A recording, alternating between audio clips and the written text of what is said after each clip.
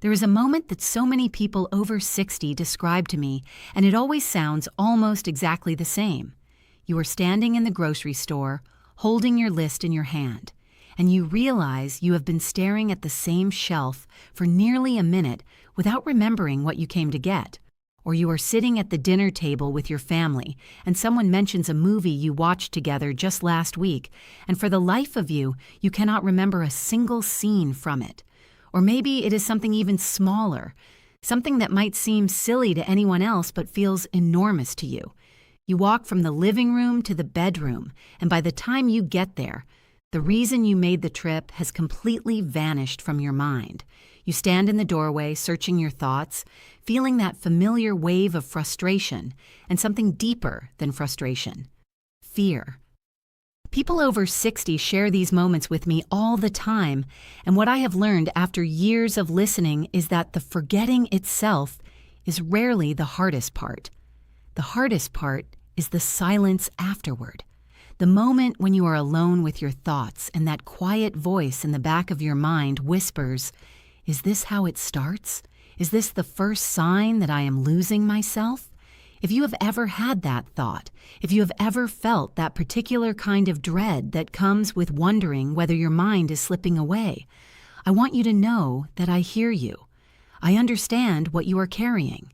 You are not being dramatic, and you are certainly not alone.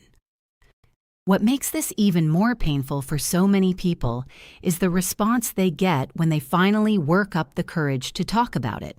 They mention it to their doctor, nervously, almost apologetically, and the doctor runs some basic tests, looks at the results, and says something like, "Well, everything looks normal for your age. Try to get more sleep, maybe do some crossword puzzles." They smile and nod, but inside something sinks. Because if everything is normal, why does it feel so far from normal? Why does it feel like their brain is wrapped in a thick blanket that they cannot pull off, no matter how hard they try? I hear this every single week, and each time it reminds me why I feel so strongly about what I am going to share with you today. Because those memory slips, that fog, that feeling of not being as sharp as you used to be, it is not just aging. It is not just something you have to accept and live with. In many cases, it is actually a signal, a warning sign, not from your brain, but from a place you would never think to look: your gut. I know that sounds unexpected. When your memory stumbles, the last thing on your mind is your digestive system. Nobody wakes up after a night of forgetting names and thinks, "Maybe I should pay attention to my gut." It just does not seem connected. This is something I see all the time when I bring this up for the first time with someone. They look at me with this expression that is half curiosity and half doubt, and I completely understand it. For decades, we have been trained to think of the brain as this isolated command center, sitting on top of the body, running the show all by itself. What very few people realize, what changes everything once you understand it, is that the brain does not work alone. It has a partner, a silent, powerful, deeply influential partner that most of us have been ignoring our entire lives. That partner is your gut. Your brain and your gut are connected by a direct communication pathway, and the messages traveling along that pathway affect your memory, your clarity, your mood, your sleep, and even your ability to focus on a simple conversation. When your gut is healthy and balanced, those messages are clear and strong, and your brain runs smoothly. When your gut is struggling, those messages become garbled, weak, and unreliable, and that is when things start to slip. I want to stop here for a moment because I think this is important. If what I am describing sounds like your life, if you have been experiencing these memory slips and wondering what is going on, I want to hear from you. Right now, in the comments below this video, I would love for you to share one honest sentence about what this has been like for you. You do not need to write a long story. You can simply say, "I thought it was just aging, but now I am not so sure." That is enough. That is powerful. Because right now, there is someone else watching this video who feels completely alone in this experience. They have not told their family. They have not told their friends. They lie awake at night terrified of what these memory slips might mean, and they think nobody else in the world understands. Your comment could be the thing that changes that for them. It could be the moment they realize they are not alone, that what they feel is real, and that there is hope. So please, if you feel comfortable, take a moment and share. This is a safe space, and every voice here matters.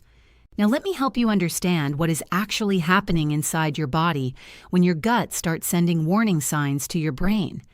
Think of your gut as a long, winding highway. Every day, trucks travel along this highway carrying supplies to different parts of your body. Some of those trucks are headed directly to your brain, carrying essential materials that your brain needs to form memories, to process information, to keep your thinking sharp and clear. These materials are produced by trillions of tiny organisms that live inside your gut, a vast and busy community that works around the clock to keep you functioning at your best.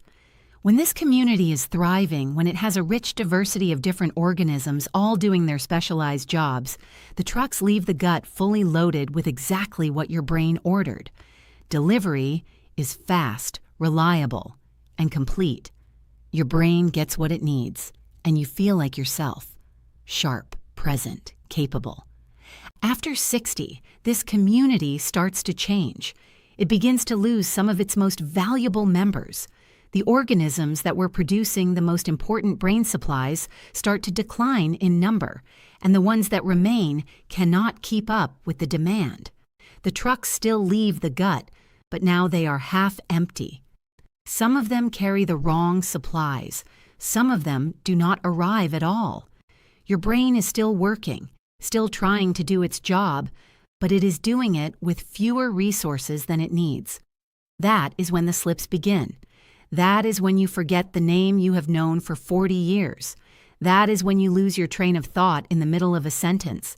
That is when the fog rolls in and everything feels harder than it should. There's another part of this story that I find especially important for anyone over 60 to understand. Inside your gut, there is a thin, delicate barrier that serves as a filter between what stays in your digestive system and what enters your bloodstream. Think of it like the walls of your house. When the walls are solid and well maintained, they keep the weather out and the warmth in. Everything inside stays comfortable and protected. Over time, though, especially after decades of use, those walls can develop cracks. Small ones at first, barely noticeable. Rain starts to seep in. Cold air finds its way through. The comfort inside the house slowly starts to erode. That is what can happen to the lining of your gut. As the years pass, this barrier can develop tiny gaps, and when it does, particles that were never meant to enter your bloodstream start leaking through. Your body recognizes these particles as invaders and responds with inflammation. Not the kind you can see on the surface of your skin. This is a deep, quiet, invisible inflammation that moves silently through your body. When it reaches your brain, it disrupts the very processes that allow you to think clearly and remember well. Many of my patients describe it as feeling like their brain is running in slow motion, like there is a delay between wanting to think of something and actually being able to think of it. That delay, that heaviness, that sluggishness is often the brain reacting to inflammation that started far away from the head, down in the gut, where nobody thought to look. The reason I am so passionate about sharing this with you is that this is not a dead end. This is not a story with a sad ending. Your gut is one of the most adaptable, resilient systems in your entire body. It wants to heal. It wants to rebalance. It is constantly trying to repair itself, and when you give it even a small amount of the right support, it responds. This is something I see all the time with people who make one simple change and are amazed at what follows.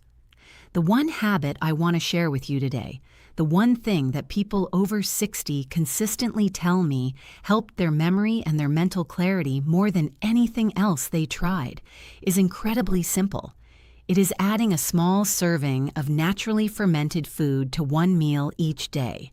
Not every meal, Not a huge amount, just a small, consistent addition to your daily routine. Foods like real sauerkraut, the kind that is sold in the refrigerated section and actually contains living organisms, not the kind that sits on a shelf at room temperature.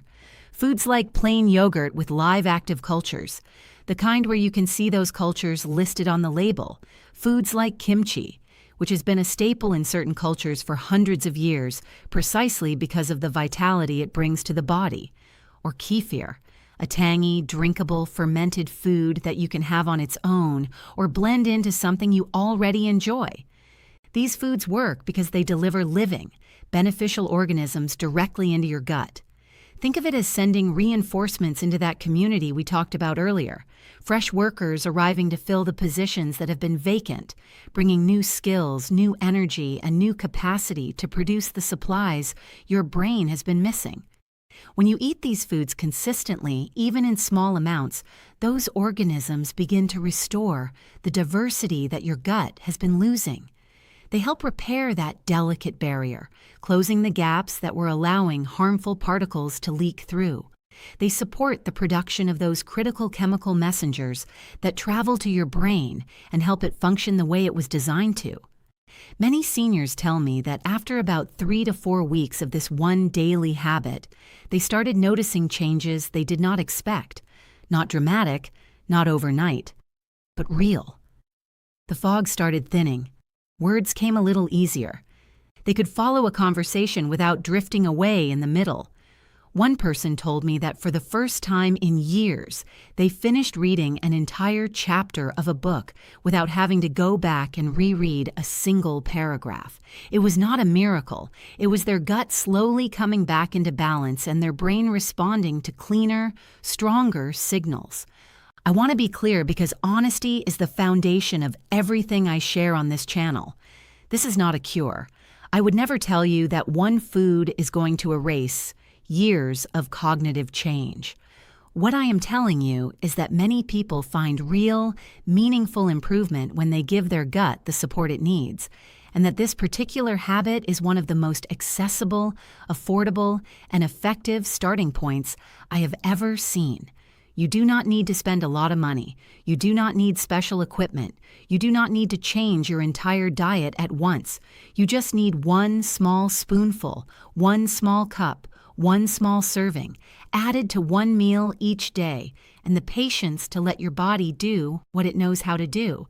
If you feel like this video has given you something valuable today, if it has opened your eyes to a connection you did not know existed, I would be honored if you subscribe to this channel.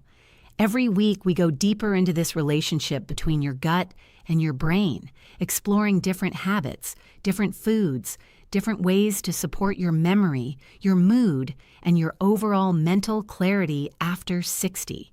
Everything is explained in plain, simple language because you deserve to understand your own body without needing a medical dictionary.